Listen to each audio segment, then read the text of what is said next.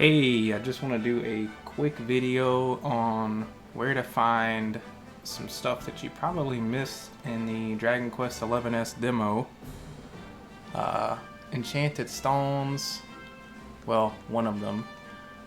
You can get as many green eyes as you want, and you can get as many gold and silver ore as you want. All you gotta do is right after right before you go back to your hometown. So when it tells you to go back to your hometown, don't. What you want to do is you want to go straight to Emerald Coast before you go back to your hometown. So right after a certain boss that talks to you, a talking boss enemy,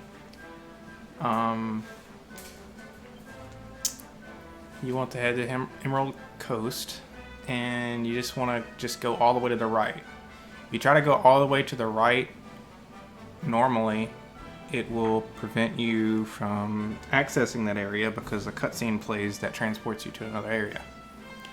But if you come here early on, as early as possible at least, you can actually go into that area and get the contents of that area. It's your only chance in the demo. If you pass this up, you can still come back here later in the main game once the actual full game comes out. But if you want gold and silver ore early, and green eyes, and the enchanted stone, if you want all of that early, you can come here and grab this stuff. So I'm just going to grab these two things real quick before I show you, because those are always good. But you can repeat this over and over, at least for the ores and the green eyes. You can repeatedly come back. So actually, you can steal some poison moth knives from the Garudas that are over here as well. If you use the itemized kill on these guys. And if you're wondering how to attack them, you just walk in front of them and then they're alerted to your presence. So anyways, the ores are right down here. Just kind of jump down and then there it is. And the treasure, where was that treasure? Now I don't even remember. The treasure was also on the same side somewhere. Oh yeah, there it is. So there's the treasure for the enchanted stone. And then if you keep running, you can find the green eye right over here. So just walk around to the back of this, and you can get the green eye. And if you want, you could actually farm Chimera Wings and transport yourself every time you get done with this. You could just be like, okay, I'm going to go back to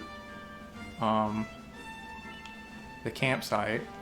Something else is that you can, while I'm on the subject of stuff you probably missed in the demo, you can actually revisit Heliodor City, and you can actually walk around pretty freely at this point in the game.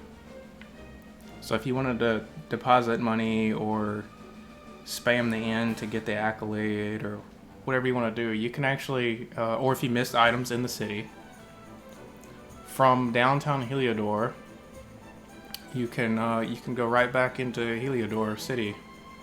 Just walk right on in there. Another tip, if you're playing the full Draconian quest settings like I am, where is it at? You can turn off the display settings. It's kind of annoying, but if you're playing the full Draconian settings, you probably want to farm those birds at that area I just showed you, because they can boost you up to level 13 at this point in the game. You can have your main character and Eric at level 13. Also, another Draconian tip: the very beginning of the game, when you're with Gemma, or I think it's Gemma, the cave that you're first in you can actually level up to level 4 before you even leave that cave. All you have to do is to not progress past the exit on the far side.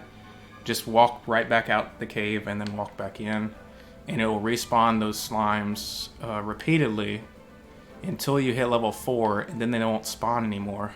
So it's like they kind of figured that they didn't want people to get to level 5 and access the level 5 stuff, which is, I think, your first instance of skill points. I don't think they wanted people to have skills. So as soon as you hit level 4, they stop spawning.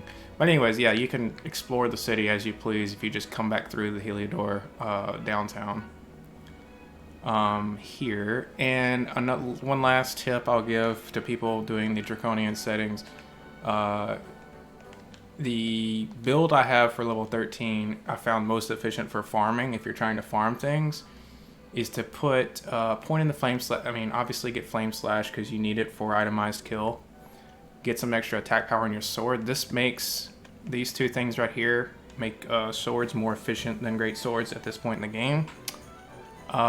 Because you also probably want the pep chance and zap. Zap is like your go-to kill everything in a group. So like if you encounter, so the thing about groups is if you're really high level and you encounter slimes, there will be like 6 slimes on the screen, and then you use zap and it kills them all at once. And that's more efficient because the thing about being high level, besides the groups being larger, is that they will try to run from you more often. And then for Eric, we've got, I kind of split him down the middle too. You get half inch because that's required for the itemized kill. Deafness, I'll show you in a minute, but basically every 20 deafness you get plus 1% steal chance. So you want to grab this deafness plus 10, and then knife, attack power, and critical works really well with him. You may also consider boomerangs because it's good for hitting groups, but I just found this better for stealing, and the reason for that is his default knife gives 5 deafness, and since the 10 from the so you get 10 from the skill and you get 5 from the knife, and that boosts his deafness at level 13 to exactly 61, so that gives him an extra percent, versus if you didn't have that even 20, it wouldn't be a plus 1%. So there you go.